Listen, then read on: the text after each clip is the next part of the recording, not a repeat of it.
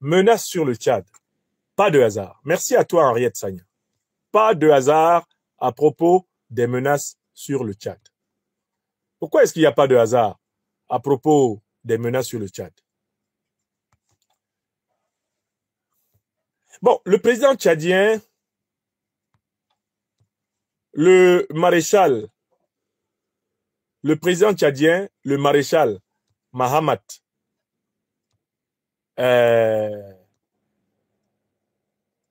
Idriss Déby Itno, a pris une décision qui a surpris beaucoup de gens. Soyons honnêtes, il n'y a pas beaucoup de gens au monde, sur cette terre-là, qui s'attendaient à ce que le fils du maréchal Idriss Déby Itno, aujourd'hui décédé, que ce fils se lève. Lui qui est issu de la même tradition politique que son père, formé par l'armée française, imposé à la tête du Tchad par l'armée et l'élite politique française. Son père en 1990 et lui en 2021. On ne s'attendait pas à Paris.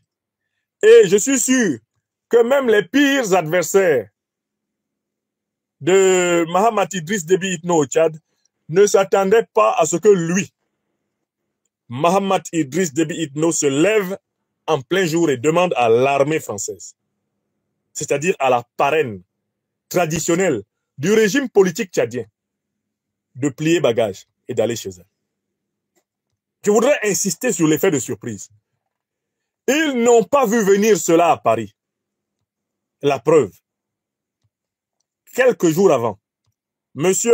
Jean-Marie Bockel, représentant spécial du chef de l'État français Emmanuel Macron en Afrique, avait donné sur tous les médias publics français une succession de conférences de presse dans lesquelles il a affirmé qu'il avait eu des garanties de la part du Gabon, du Tchad, de la Côte d'Ivoire et relativement du Sénégal, que les bases militaires françaises dans ces pays respectifs seraient maintenues. Tout le monde a écouté, oui ou non, les propos de Jean-Marie Bockel. Ils n'ont pas vu venir.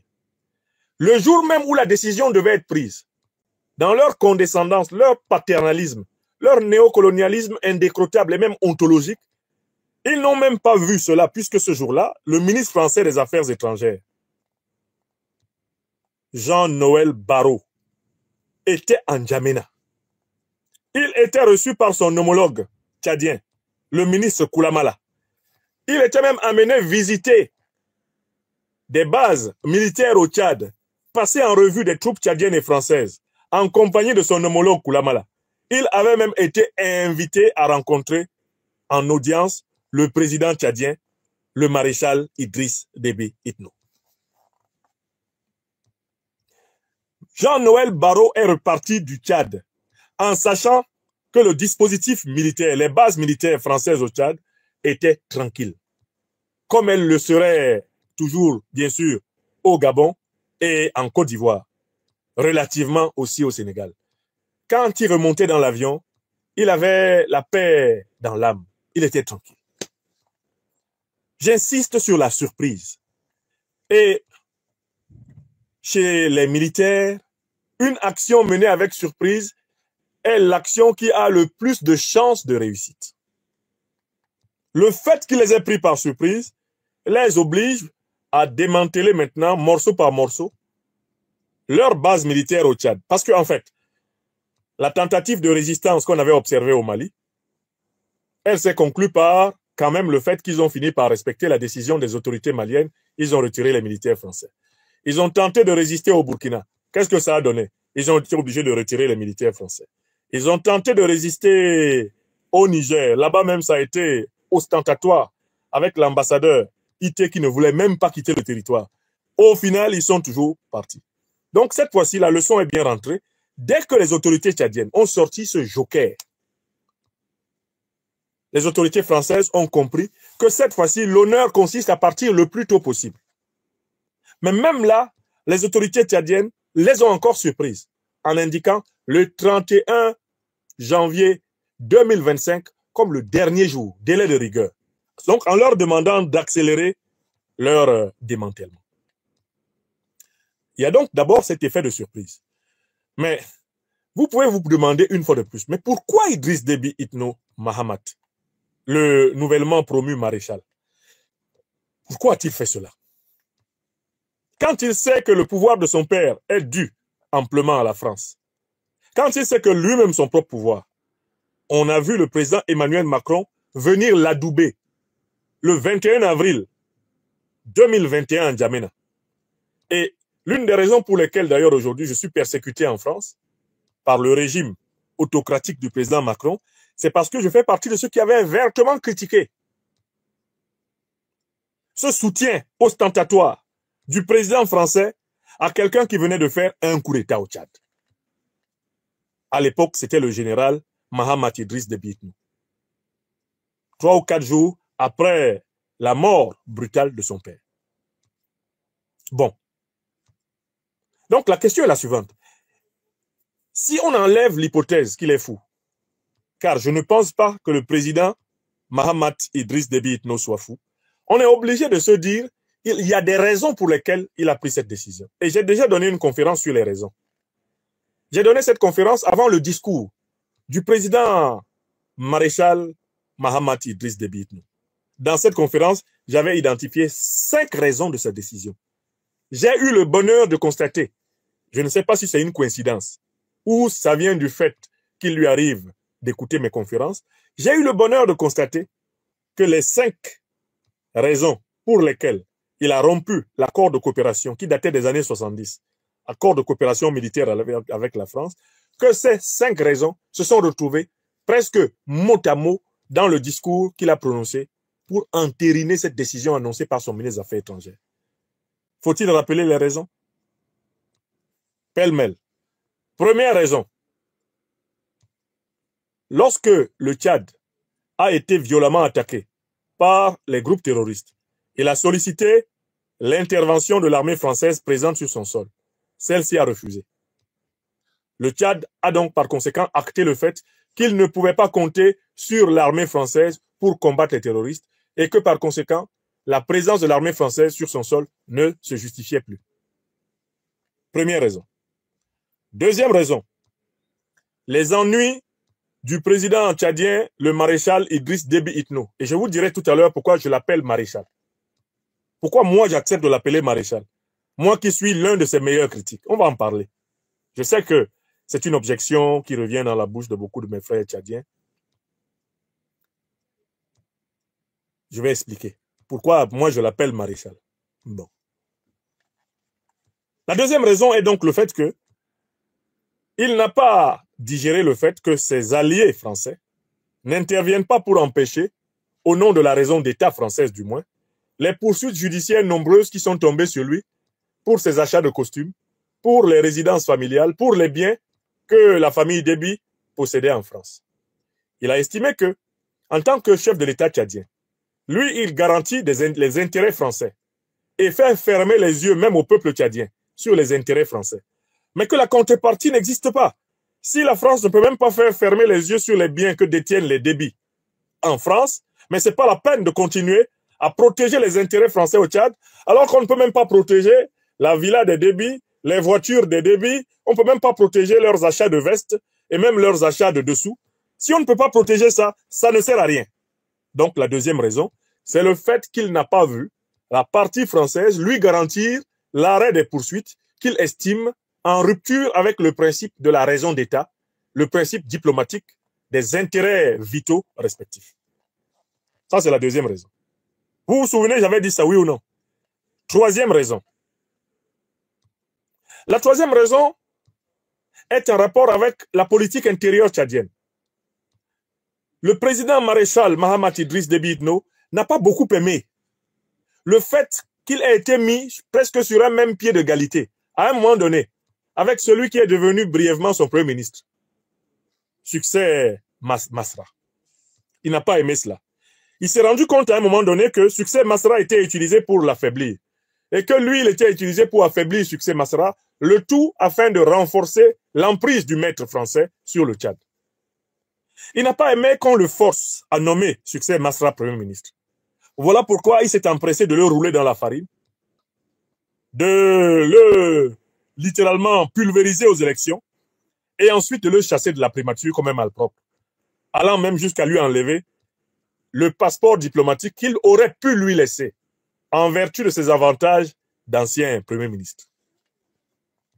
Ça, c'est la troisième raison. Mahamat Idriss Déby Itno a très peu goûté le fait que, à un moment donné, les politiques français et les politiques américains se comportaient avec Succès Masra comme si celui-ci était un coprésident de la République du Tchad, comme si on était dans un bicéphalisme républicain. Mahamat Idriss Déby Itno n'a pas beaucoup aimé ça. C'est la troisième raison. Donc, quand j'ai lu son livre de Bédouin à président et que j'ai vu les paragraphes, alors que Succès Masra était encore son premier ministre, j'ai vu les paragraphes, mais acrimonieux, qu'il a écrit contre Succès Masra, à qui d'ailleurs il a dédicacé le livre. Succès Masra recevant le livre avec un grand sourire. Dans le livre, il accusait Masra de lui avoir fait forcer la main par la France, les États-Unis et le Congo-Kinshasa pour être nommé Premier ministre. Il l'accusait d'avoir jeté dans la rue ses partisans au mois d'octobre 2023, oui, au mois d'octobre 2023, pour provoquer un bain de sang dans l'espoir que cela le fasse chuter. C'est écrit dans le livre. Le livre est là, de Bédouin à président, c'est dans la maison ici. Après avoir procédé à une critique extrêmement caustique du livre de Masra, j'avais fait strictement une critique, mais extrêmement radicale, du livre du président Mahamat Idriss Déby Itno. Vous vous en souvenez? Vous vous en souvenez, oui ou non? Parce que l'homme avance et il laisse des traces. Mais j'avais constaté que c'était un marché de dupes. L'accord de Kinshasa, c'était à qui trompe mieux. C'était attends, tu vas voir. On aurait pu renommer. Aujourd'hui, on peut réécrire l'accord de Kinshasa. On peut lui donner un nouveau nom. On peut l'appeler attends, tu vas voir. Ce n'était pas un accord donnant-donnant. Ce n'était pas un accord gagnant-gagnant. Ce n'était pas un accord équitable. C'était un accord attends, tu vas voir. Tu vas voir comment je vais te faire. Et Masra pensait que c'est lui qui allait faire. Kaka, comme les Tchadiens l'appellent, lui aussi il savait que c'est lui qui va faire. Chacun calculait son camarade. Et le premier qui a eu l'occasion de faire l'autre, il lui a mis 3 buts à 0. J'ai compté 3 buts à 0. D'abord, la réappropriation de l'accord de Kinshasa pour mettre le Premier ministre dans les dossiers les plus difficiles de la République et montrer qu'il est un incapable. Ça, le président maréchal Mahamat Idriss Déby Itno a été très fort pour ça. L'amener même à s'associer aux décisions les plus terribles du président Mahamat Idriss Déby Itno, comme par exemple l'élimination de Yaya Djilo Djeroumbéti. J'espère que vous avez vu. Vous avez vu l'art avec lequel Mahamat Idriss Déby Itno a fait porter la co-responsabilité de l'élimination de Yaya Djilo par lui et son Premier ministre. Puisque celui-ci a pondu un communiqué de soutien aux forces de sécurité qui venaient d'éliminer Yaya Djilo Djeroumbéti. La responsabilité de la mort de cet homme, qui devra être placé au cœur de la réconciliation tchadienne, incombe autant au président Mahamat Idriss Déby Itno qu'au Premier ministre. Au Premier ministre d'alors, qui s'appelait ni plus ni moins que Succès Masra. Les deux ont fait union pour que Yaya Djilo disparaisse. Et on a le communiqué. On a le communiqué de Masra se rangeant du côté des forces de sécurité qui venaient d'éliminer Yaya Djilo. Et par la suite, quand il s'est vu que, il s'est rendu compte qu'il s'est fait griller par Mahamat Idriss Déby Itno et essayant de s'en distancier, c'était trop tard. Il avait déjà pris fait et cause pour la répression.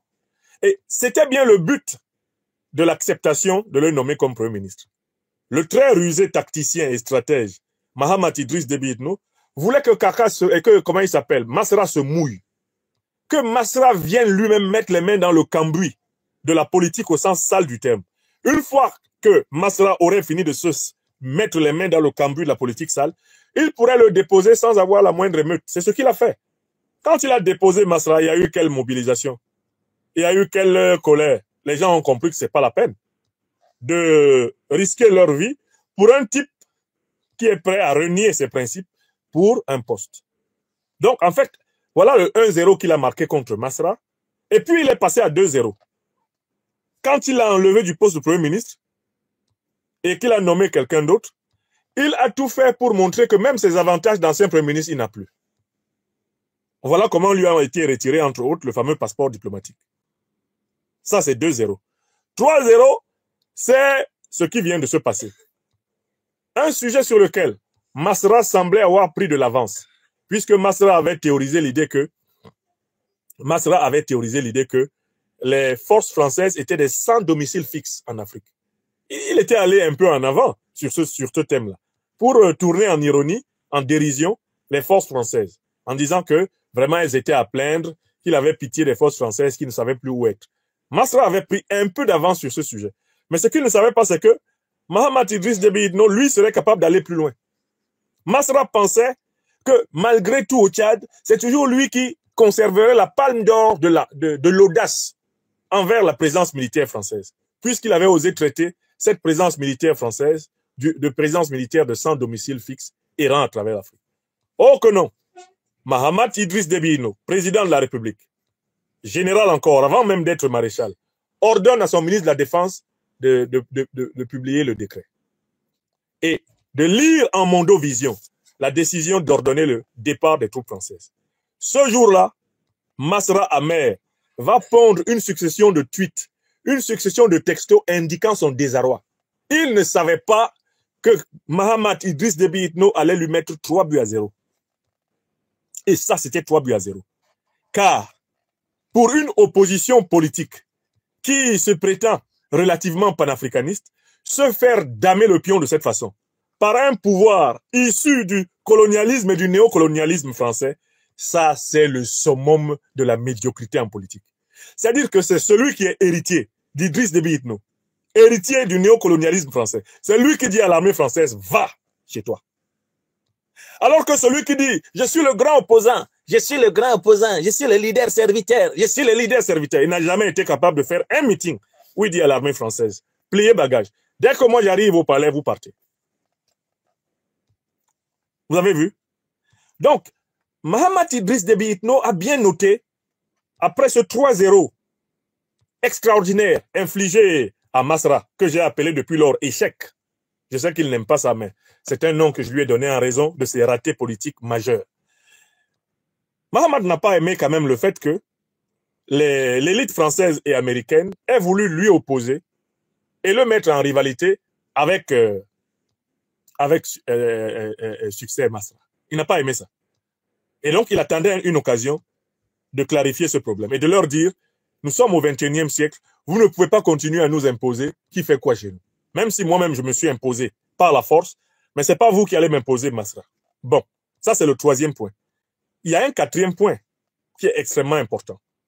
C'est que le général et maintenant désormais maréchal Mahamat Idriss Déby Itno a une lecture stratégique de la carte de l'Afrique. Il regarde ce qui se passe autour de lui. Il regarde à droite, à supposer qu'il soit debout à N'Djamena et qu'il regarde maintenant vers le nord de l'Afrique. Quand Mahamat regarde à droite, il voit le Soudan qui est en guerre. Et au Soudan, il y a une guerre qui oppose deux camps, Al-Burhan et Hemeti. Lui, le président Mahamat Idriss Déby Itno, est proche de Hemeti. Et il se rend compte que si jamais Hemeti doit perdre la guerre au Soudan, c'est-à-dire qu'il va y avoir une colonne d'ennemis qui va passer par le Soudan pour venir l'assaillir en N'Djamena. Ça, c'est un. Il dit, Mahamat dit, Kai, la frontière avec le Soudan, ça ne s'amise pas. Il se retourne, il regarde au sud du Tchad. Il voit Touadéra qui est soutenu par son alliance avec la Russie. Les soldats russes qui, désormais, eh bien, font obstacle à la prédation du néocolonialisme français en Centrafrique. Il dit, la frontière sud, ce n'est pas facile. Mahamat se retourne, il regarde la Libye, et il voit qu'en Libye, les deux forces du monde occidental sont présentes. Le bloc de l'OTAN et le bloc russo-chinois, turc, iranien est présent. Il dit, Mahamat, frontière nord, ce n'est pas facile. Il se retourne, il regarde maintenant à l'est. Il regarde maintenant à l'ouest, pardon, à l'ouest du Tchad. Et là, il tombe sur la frontière nigérienne où Mohamed Bazoum vient de tomber. C'est le président Tchani et le CNSP qui gouvernent. Et l'alliance dominante là-bas, c'est l'alliance de l'AES qui se prolonge au Burkina et au Mali. Tout le Sahel que lui, il connaît, dans lequel il a combattu, a basculé du côté du monde multipolaire des souverainistes panafricanistes. Mahamat dit, à l'est, ça ne s'amise pas. tout a changé autour de moi. Maintenant, il se retourne, il regarde le Nigeria et le Cameroun. Deux pays essentiellement instables. Le Cameroun qui va connaître une succession extrêmement périlleuse, avec le risque qu'un général, eh bien, soit France-africain, soit révolutionnaire, soit un héritier tout aussi en danger, Franck Biya, se retrouve à la tête de ce pays qui va être en ébullition. Et dit, Mahamat, du côté même du Cameroun, ça ne va pas être facile. Et hop, il regarde le Nigeria où, et bien sûr, il y a le débrouillard de Tinubu qui est au pouvoir et qui à tout moment va être tombé. Il sera surpris dans son sommeil et déposé de la tête de l'État du Nigeria. Donc, Mahamat se rend compte que le monde a changé autour de lui. Et que la vraie garantie pour la durée de son pouvoir, c'est que lui puisse s'immerger dans la dynamique panafricaniste. Et qu'il passe des alliances avec les grandes puissances du monde multipolaire, comme la Russie, comme l'Iran, comme la Chine, et en fait qu'il est temps de changer. S'il ne change pas, il va y passer plus facilement. S'il ne change pas, il va y passer plus facilement que s'il change. Ça, c'est la quatrième raison que j'ai appelée la raison géopolitique, géostratégique. Il comprend que c'est dans le panafricanisme qu'il peut se racheter. Enfin, il y a une cinquième raison pour laquelle il a pris cette décision de demander le départ de l'armée française. Mais en réalité, le départ de l'armée française lui permet d'inscrire positivement son nom, lui, dans l'histoire de l'Afrique en général et du Tchad en particulier. Et Mahamat Idriss Déby Itno est attentif à ce problème. D'autant plus que son père et lui ont uniquement jusqu'ici inscrit leur nom dans les livres d'or de la violence, du sang versé, de la brutalité, de l'emprisonnement des Tchadiens, de la traque des Tchadiens. Il se dit, comment je vais pouvoir faire pour ne serait-ce que soulager, alléger le karma qui est sur moi. Le karma que mon père a laissé là. Avec tous les ennemis que mon père s'est fait et qui sont devenus nos ennemis. Qu'est-ce que je peux faire pour commencer à réduire ce karma? Il dit, je peux inscrire mon nom dans l'histoire du Tchad comme celui qui a demandé le retrait des troupes françaises et des troupes américaines de notre sol. Je peux le faire. Même si je meurs après, mon nom est grand.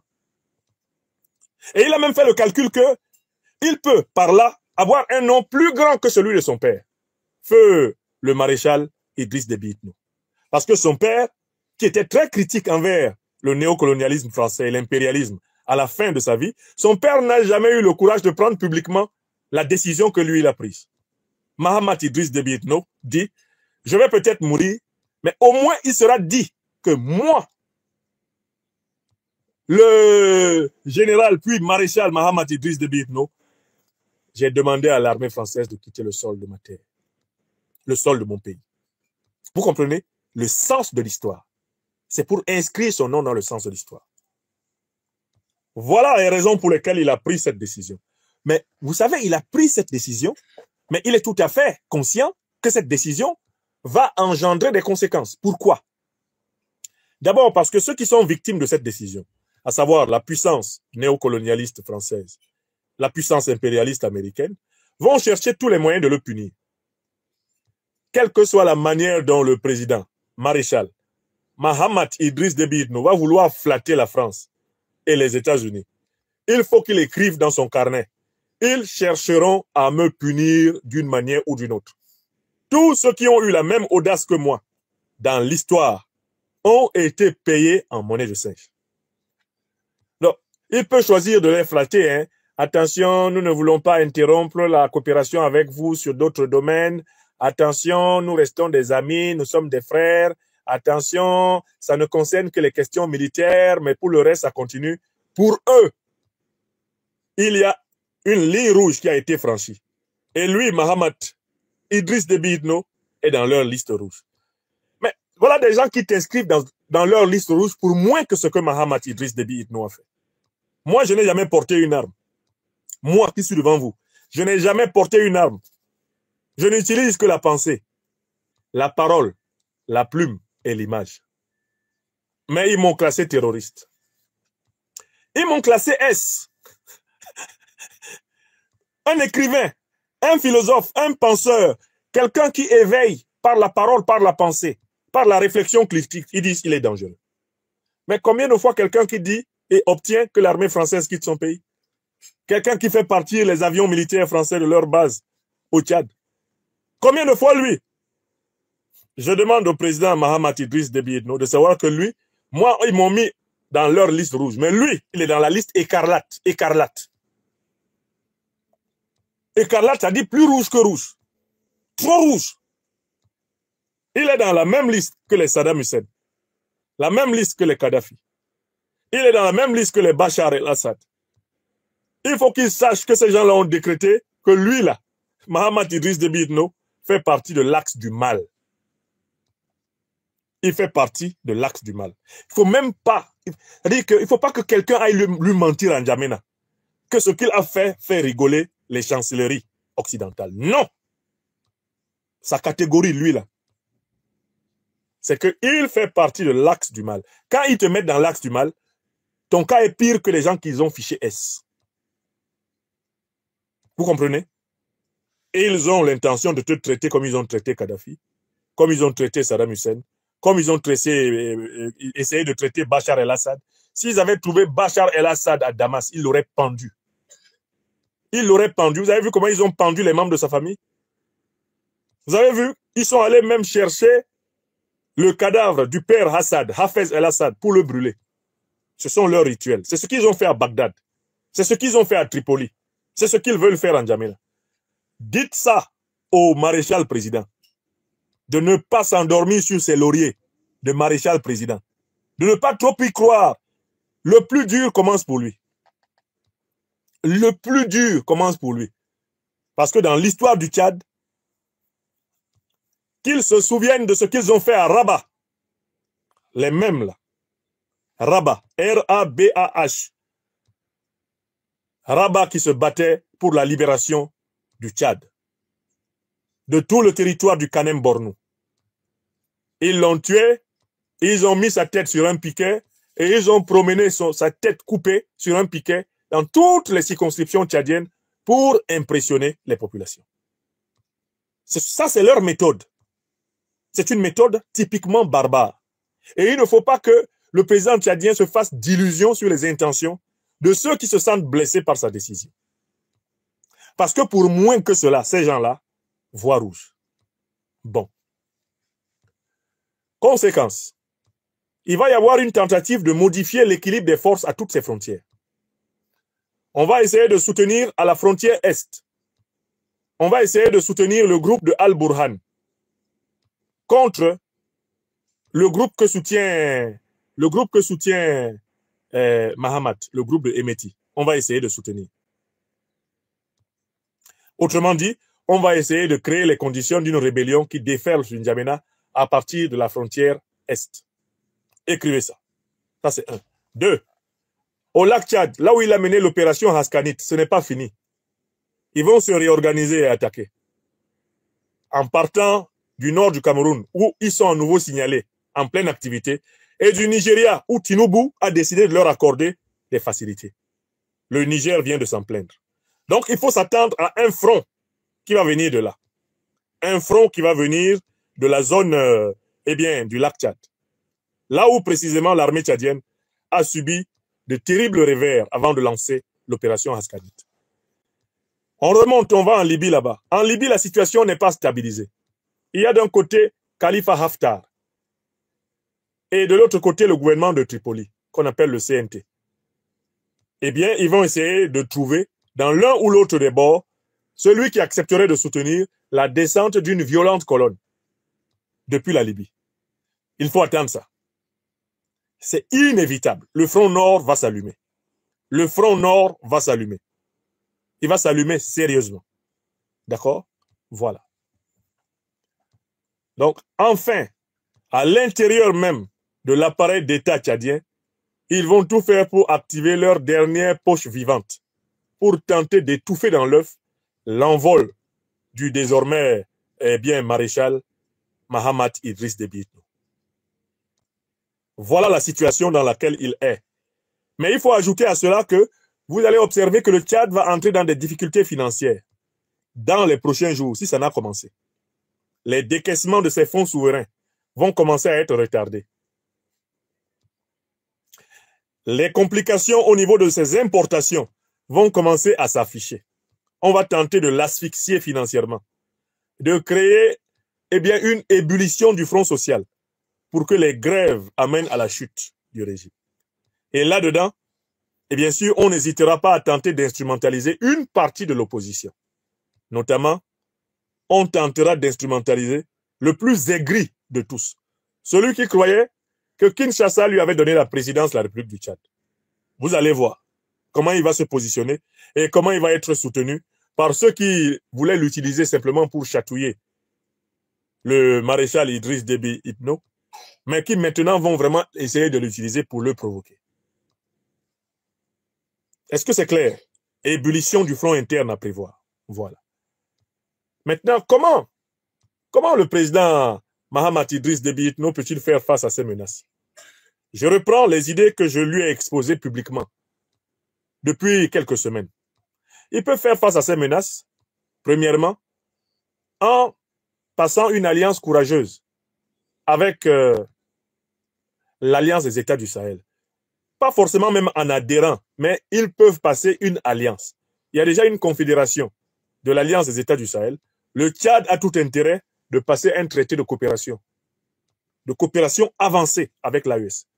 À défaut de se préparer et de hâter la mise en accord des segments entiers de son système politique afin de participer à l'Alliance des États du Sahel. Comme ça, on aura une super alliance des États du Sahel qui va vraiment progressivement se rapprocher de Djibouti, un autre coin qu'il faut libérer. N'est-ce pas? Est-ce que vous comprenez? Première solution. Deuxième solution, renforcer son alliance avec les grandes puissances du monde multipolaire. Le Tchad n'a pas le choix. Hein. Contrairement à ce que dit M. Koulamala, qui semble ne pas avoir compris qu'ils ont franchi la ligne rouge et qu'à Paris, leurs noms sont écrits avec l'encre écarlate, vous êtes obligé de renforcer vos relations avec la Chine, avec la Russie, vos relations avec l'Iran, vos relations avec le Venezuela. Vous êtes obligé, hein.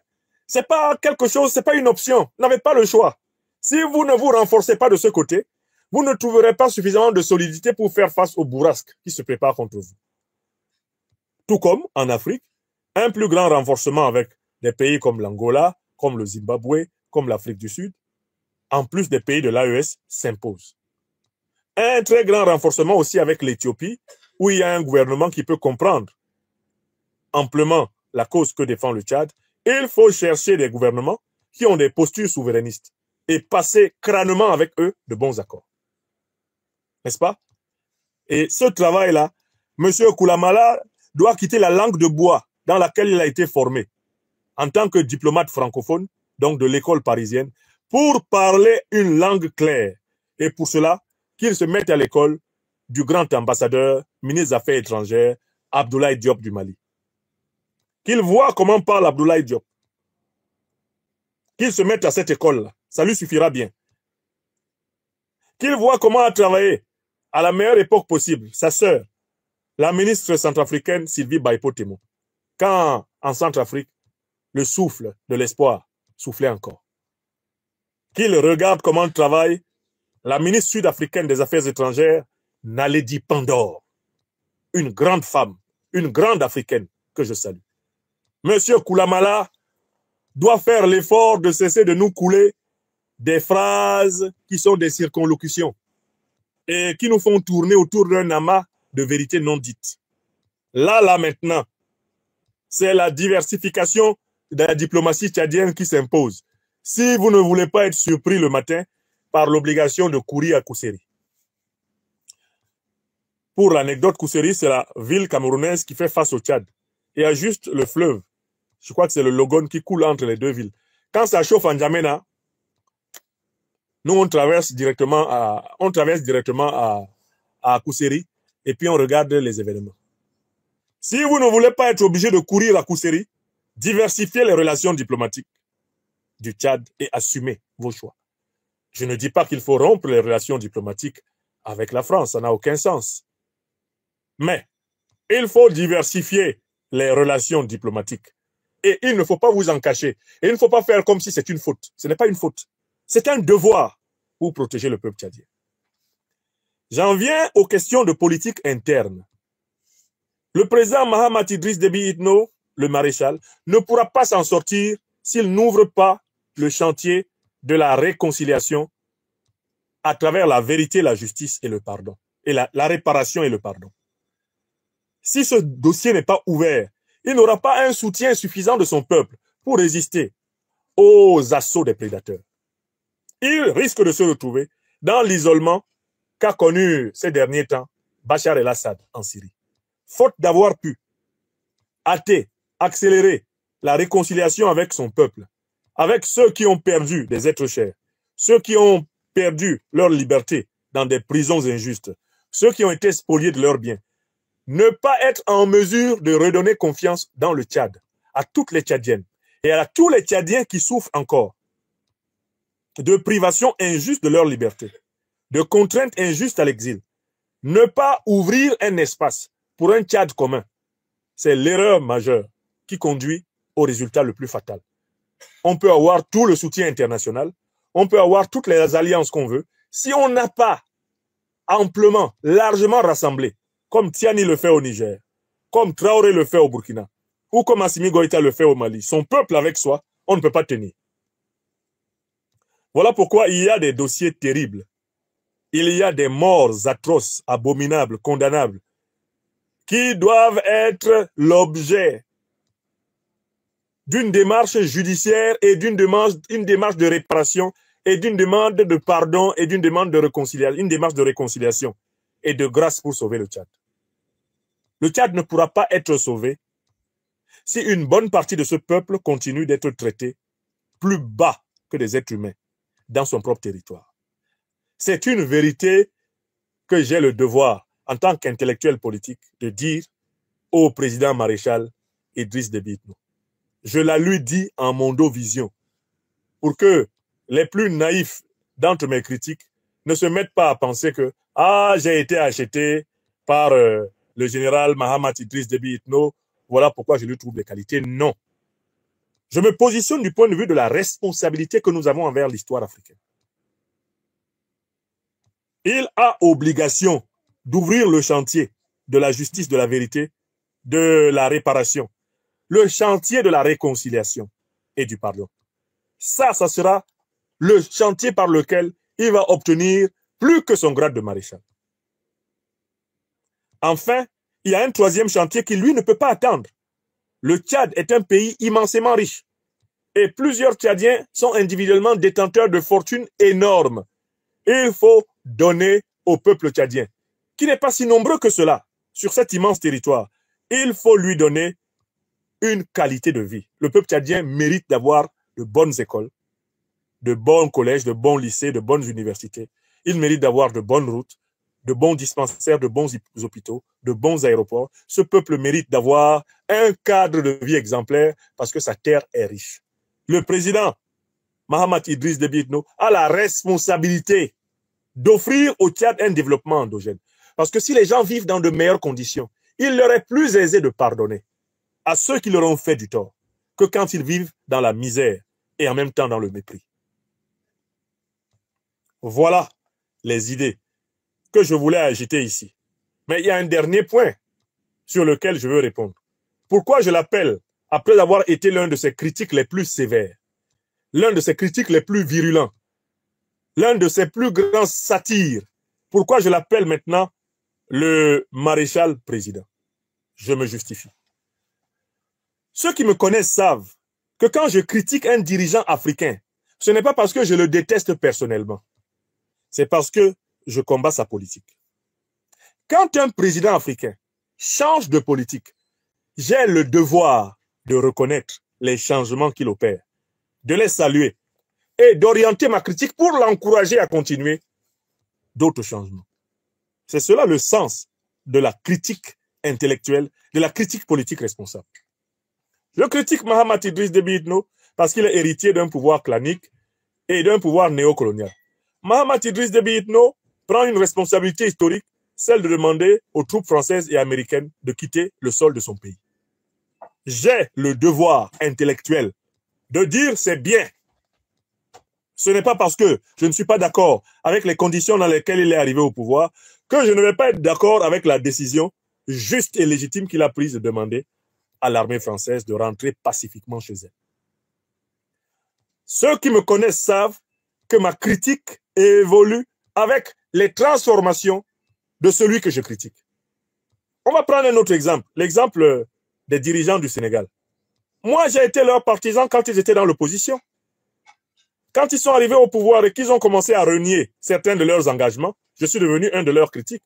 Mais si Bassirou Diomaye Diakhar Faye, Ousmane Sonko, redresse le tir, comme il semble essayer de vouloir le faire sur un certain nombre de questions, pourquoi je n'aurais pas le devoir de dire oui, c'est ce que nous voulions, c'est ce que nous avions compris, c'est cela le contrat moral que vous aviez signé avec le peuple sénégalais, avec le peuple africain. À partir du moment où vous revenez aux fondamentaux, nous ne pouvons que saluer le redressement de votre tir. C'est à cela que sert un intellectuel politique. Il ne sert pas à rejeter tout progrès véritable, tout progrès visible, tout progrès réel. Non.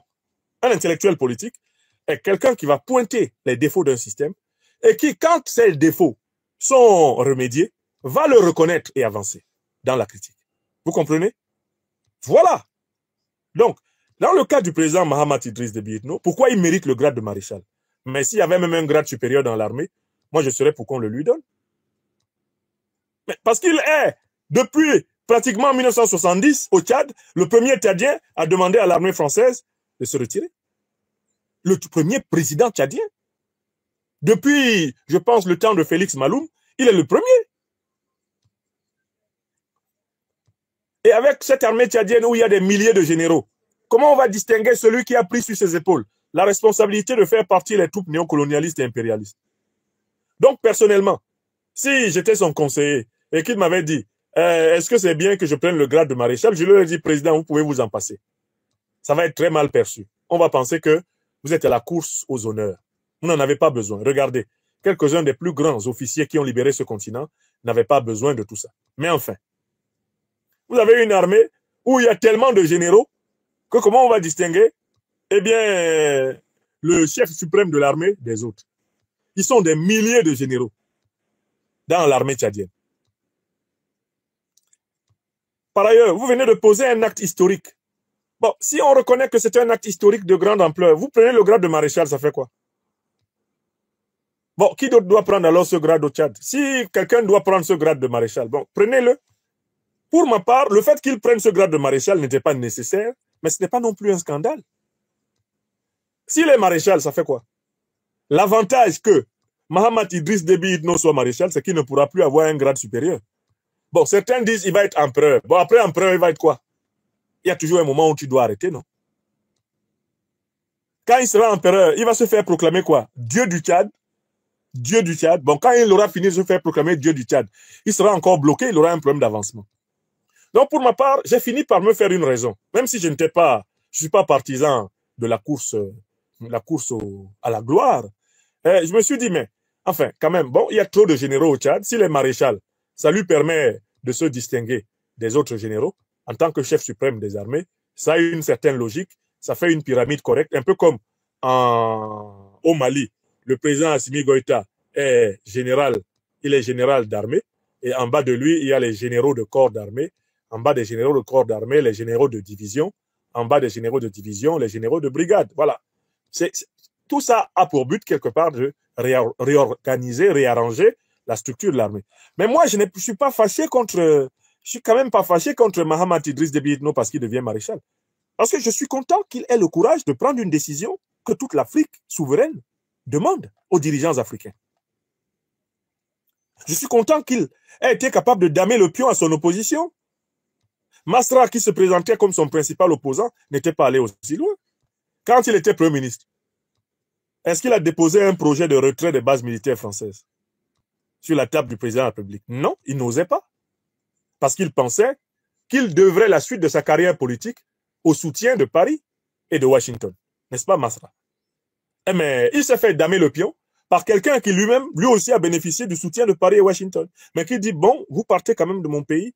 En tout cas, vous enlevez vos armées de mon pays, quoi qu'il arrive. Vous partez. Donc, pour moi, le fait qu'il utilise désormais le grade de maréchal, ça ne me choque pas. D'autant plus que c'est un grade de l'armée. J'ai dit à beaucoup de mes amis tchadiens un peu aigris par cette progression fulgurante du général Mahamat Idriss Déby Itno, je leur ai dit, mais laissez-le. Maintenant qu'il est donc maréchal, il ne peut pas être autre chose de plus. Ils m'ont dit, bon, il va être empereur. Je leur ai dit, mais s'il devient empereur, il va encore être quoi? Vice-dieu? Bon, s'il devient vice-dieu, est-ce qu'il finira par dire, moi, Mahamat Idriss Déby Itno, je suis Dieu? Non, laissez-le. Maréchal, ça ne fait rien. Ça ne nous enlève rien. Moi, personnellement, c'est un grade qui ne m'impressionne pas. Les grades ne m'impressionnent pas. Ce qui m'impressionne, c'est l'œuvre de celui qui les porte. Bon, si au moment où il demande le retrait de l'armée française, il accède au grade de maréchal, pour moi, ce n'est pas une mauvaise coïncidence. Et puis, ce sont les grades de son pays. À qui on doit donner ça? À qui on doit donner ça? Bon, on a vu quelqu'un qui a couru jusqu'à Kinshasa et qui a accepté de signer n'importe quoi pour devenir Premier ministre. Pourquoi les gens qui critiquent le président maréchal Mahamat Idriss Déby Itno ne critiquent pas de la même façon Masra, qui lui, pour un plat de lentilles, est devenu Premier ministre pour quelques mois parce qu'il fallait être Premier ministre avant de mourir. C'est le même esprit. La politique, là, ça crée un appétit du pouvoir, ça crée un appétit de la gloire, et ce n'est pas seulement chez les gens qui sont au pouvoir, même ceux de l'opposition. Il y a des gens qui sont là, ils veulent être Premier ministre avant de mourir. Même si c'est pour 2 minutes, ils veulent l'être. J'ai vu quelqu'un ici à Paris qui a tout fait pour être Premier ministre, pour rien. Il est coincé maintenant. Il ne sait même pas quel gouvernement il va faire. François Bayrou, le roi du flou. Et il fallait voir Masra, quand il avait été nommé Premier ministre, comment il courait partout pour se montrer comme Premier ministre. Il est venu ici rencontrer un autre éphémère Premier ministre. Il est venu rencontrer Gabriel Attal et il fallait voir les gars dans leur jolie veste à Paris, comment ils marchaient. Masra à Paris, mais il était sapé, on dirait, le maréchal des premiers ministres. Masra à Paris, avec son ami Attal. Il fallait voir comment Masra croisait ses pieds là quand il était Premier ministre. Tu disais, hey, le gars est arrivé. Le gars est arrivé. Alors qu'il y avait une longue peau de banane qui lui était tendue par le président Mahamat Idriss Déby Itno, qui allait de Paris à Bangor, qui allait de Washington à Bangor, qui allait... Mais c'est pas possible. Il t'a wash le gars. Dès que le type est revenu, il l'a fait monter sur la peau de banane et il l'a poussé. Ta. Bon. Donc, eux tous là,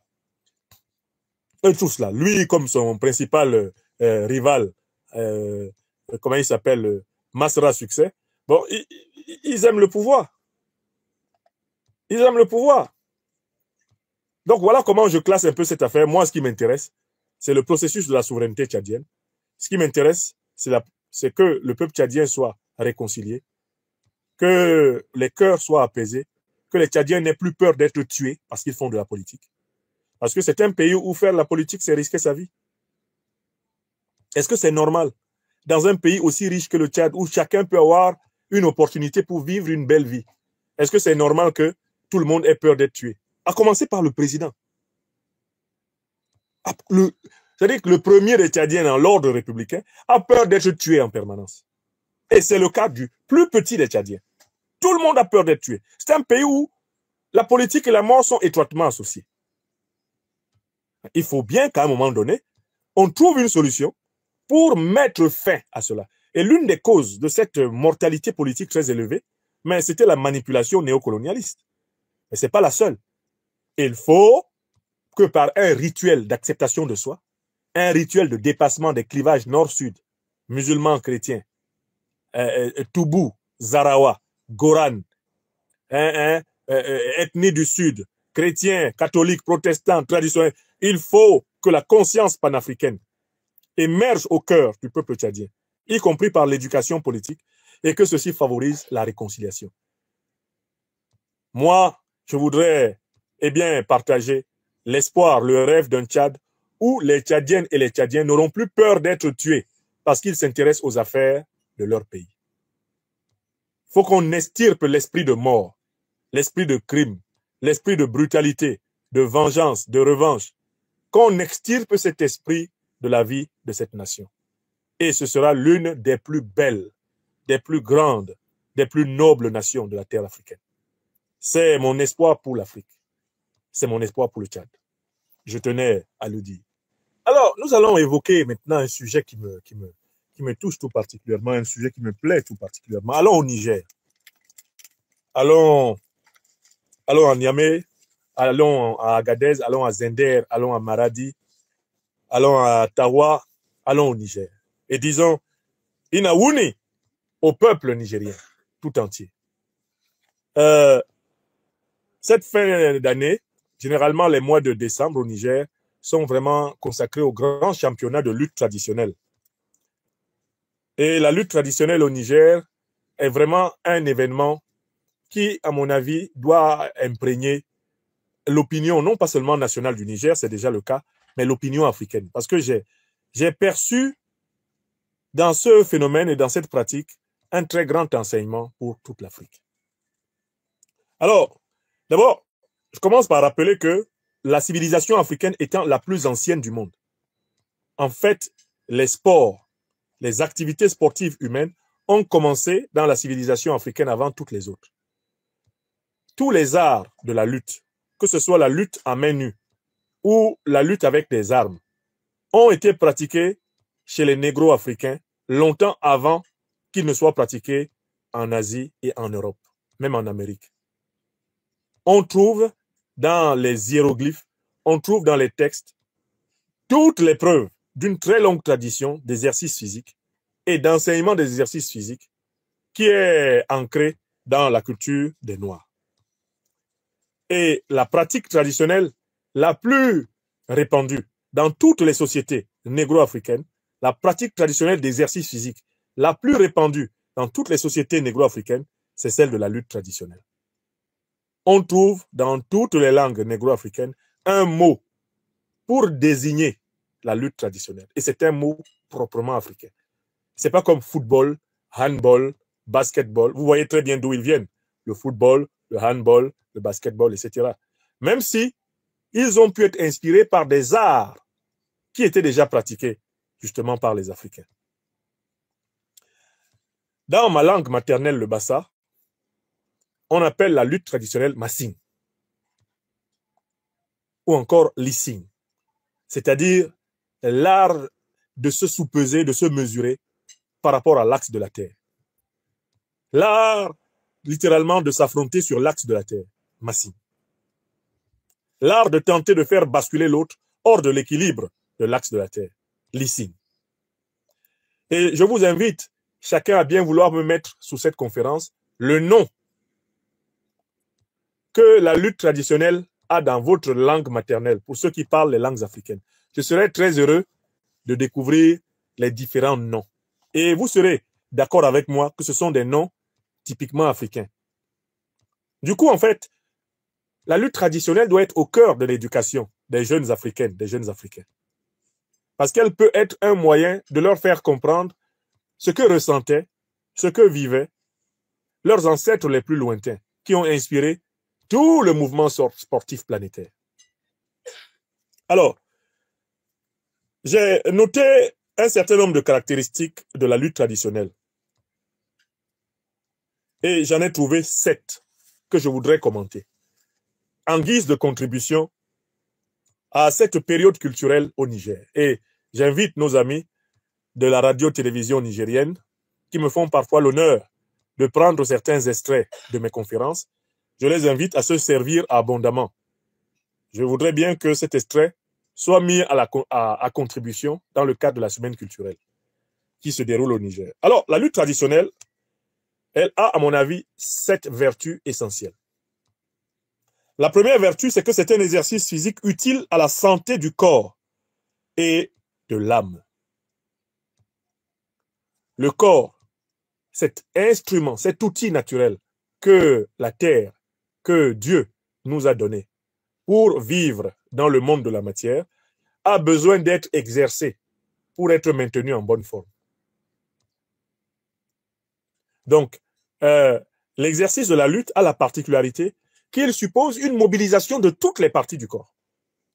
Le lutteur utilise sa tête, il utilise son cou, il utilise ses épaules, il utilise ses bras, il utilise son thorax, il utilise ses reins, il utilise son fessier, il utilise ses cuisses, il utilise ses genoux, ses hanches, il utilise ses jambes, ses chevilles, il utilise ses orteils et ses doigts, le lutteur. La lutte est un sport total qui mobilise la totalité du corps. Et voilà pourquoi c'est un sport exténuant et par conséquent qui requiert une capacité énorme de renouvellement d'énergie. Le lutteur est quelqu'un qui se renouvelle vite. Parce que la dépense d'énergie qu'il y a dans une minute de lutte, elle est énorme. Elle est puissante, elle est massive. Mais la lutte est également utile à l'âme, au sens où, comme le disait Aristote, elle la permet de se soulager, de se purger de ses passions. La lutte a une vertu de catharsis. Le lutteur se libère en luttant. La lutte soulage l'âme. Elle permet à celui qui la pratique d'avoir une souplesse d'esprit, d'avoir un esprit allégé, un esprit apaisé dans son corps. Mens sana in corpore sana. Un esprit sain, S-A-I-N, dans un corps sain. Ça, c'est la première vertu de la lutte traditionnelle. C'est une école de santé. C'est une école d'hygiène. Et donc, apprendre aux enfants, inscrire les enfants dans les clubs, les associations de lutte traditionnelle, c'est une bonne chose. Alors, moi, j'ai l'occasion de le voir ici en Normandie, où j'habite, avec ma famille. Non pas parce que j'ai pu trouver un club de lutte traditionnelle, il n'y en a pas ici à ma connaissance, mais il y a un sport qui est très proche de la lutte traditionnelle et qui est en fait un emprunt à l'Afrique, c'est le judo, le sport japonais. Et ma petite fille Emma, qui est au salon là-bas, pratique le judo depuis cette rentrée. J'ai eu l'occasion de voir tout le bien que la pratique de ce sport fait aux enfants. Quand vous les amenez à la salle de judo, ils sont habillés en kimono, ils rangent leurs babouches et leurs bouteilles d'eau à côté du tatami. Ils savent qu'il ne faut pas monter sur le tatami avec leurs chaussures. Et quand les enfants arrivent, le maître de judo n'a pas encore parlé, mais ils savent que ce qu'ils doivent faire d'abord, c'est un défoulement pas possible. Ils courent sur le dojo dans tous les sens. Mais à un moment donné, le maître les appelle. Et c'est là que vous voyez qu'ils ne peuvent pas pratiquer le judo sans une discipline. Le maître les appelle et les recentre autour de lui, leur explique le but de la séance du jour, leur rappelle les mots d'ordre. Quand le maître dit « hajime », c'est-à-dire « passez dans l'action », agissez. Quand le maître dit « matez », c'est-à-dire « arrêtez-vous », les enfants apprennent ça. En moins de 3 mois, les plus distraits d'entre les enfants, les plus turbulents, les plus difficiles à gérer, savent le faire. Et donc, le maître leur apprend à gérer leurs énergies, à dépenser leurs énergies, et ensuite, il leur apprend à lutter. Parce que vous savez très bien que le judo, c'est le fait que les combattants s'accrochent sur le kimono et que chacun mesure son camarade. Et chacun se mesure en se mesurant à son camarade. Je ne connais pas, en dehors de la lutte traditionnelle, telle qu'elle se pratique d'ailleurs partout dans le monde, autre chose que le judo qui soit aussi proche de ce que font les lutteurs. Et je vois les vertus de la pratique de ce sport chez l'enfant, puisqu'elles lui permettent, la pratique de ce sport lui permet de gérer son énergie, de la dépenser, de respecter l'autre, de respecter les règles, tout en étant capable de mobiliser sa spontanéité, sa créativité, sa puissance. C'est énorme ce qu'on apprend là. Et voilà pourquoi il y a une deuxième vertu de la lutte traditionnelle. C'est un duel où chacun éprouve ses propres limites, en éprouvant celles d'autrui. La lutte traditionnelle apprend à chacun que lutter, c'est se surmonter. Lutter, c'est se dépasser. Donc, c'est la rencontre avec l'obstacle. Mais l'obstacle, ce n'est pas seulement l'autre que je combats. L'obstacle, c'est aussi moi. La lutte traditionnelle est donc un exercice de dépassement de soi. Voilà par où c'est vraiment un exercice philosophique et un exercice spirituel. Le lutteur apprend à aller au-delà de ses limites habituelles. Mais en même temps, il apprend à affronter les forces et les faiblesses de l'autre.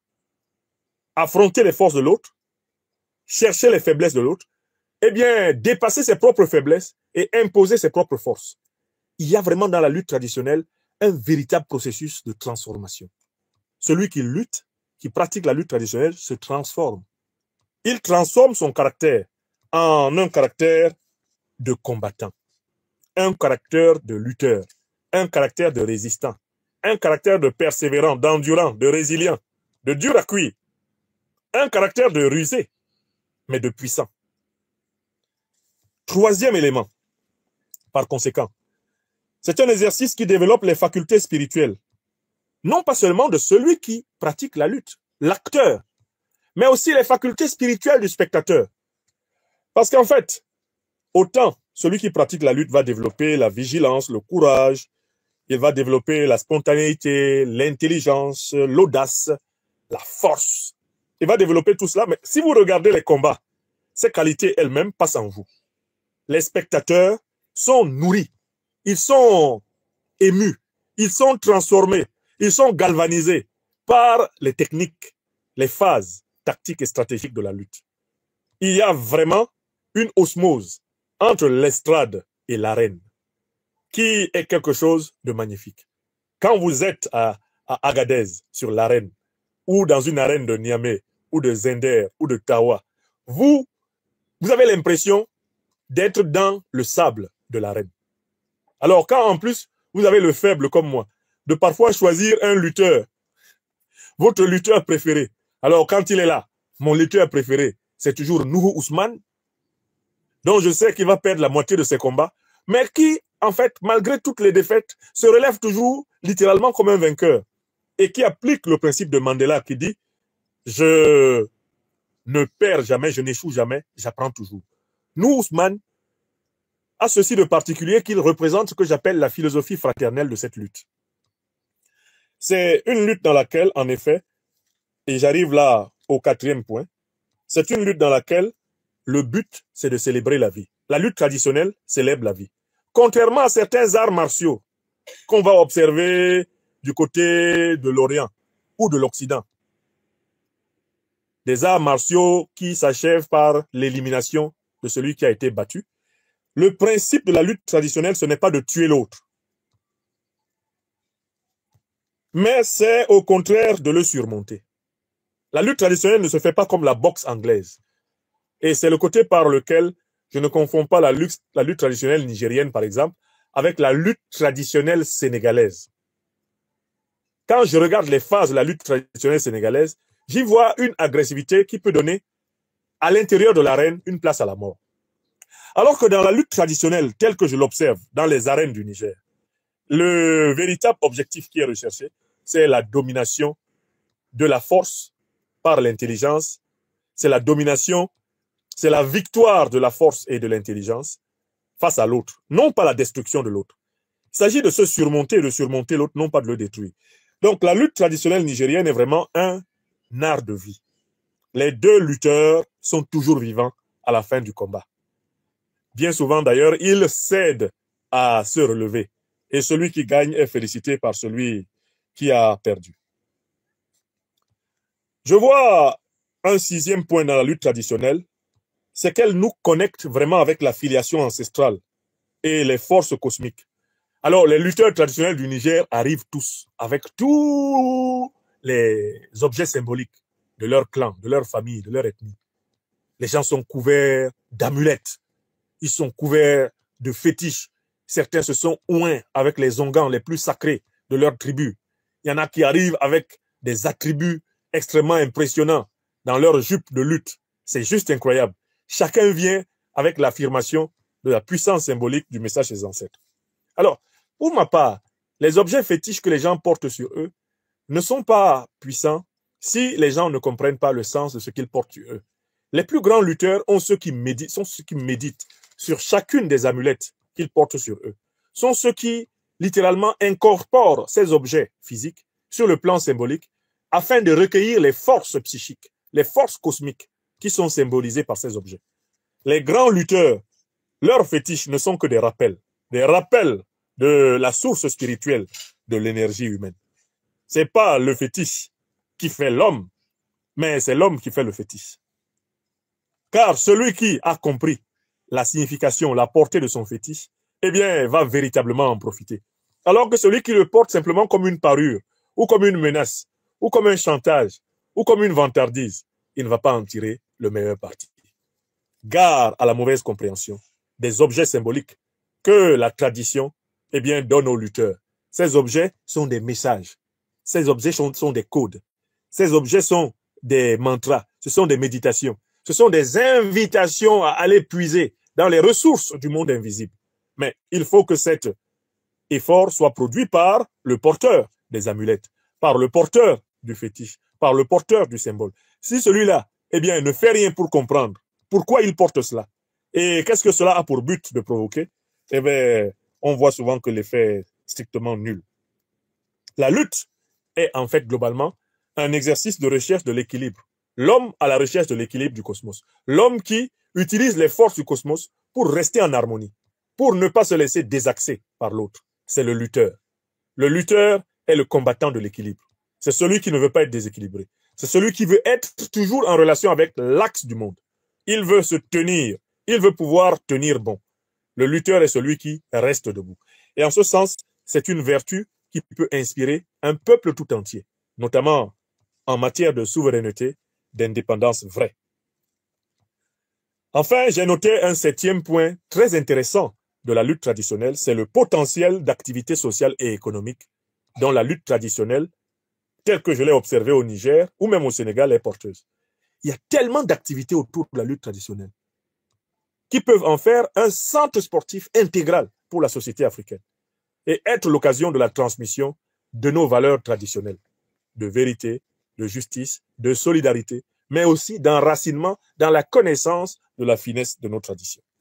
Voilà pourquoi, après cet exposé sur ce que j'appelle les 7 vertus de la lutte traditionnelle, telle que je l'ai observée au Niger, je me suis dit, bon, mais en fait, toutes ces vertus nous permettent aussi de comprendre encore mieux certains des grands textes de la tradition littéraire africaine que nous n'avons pas bien compris.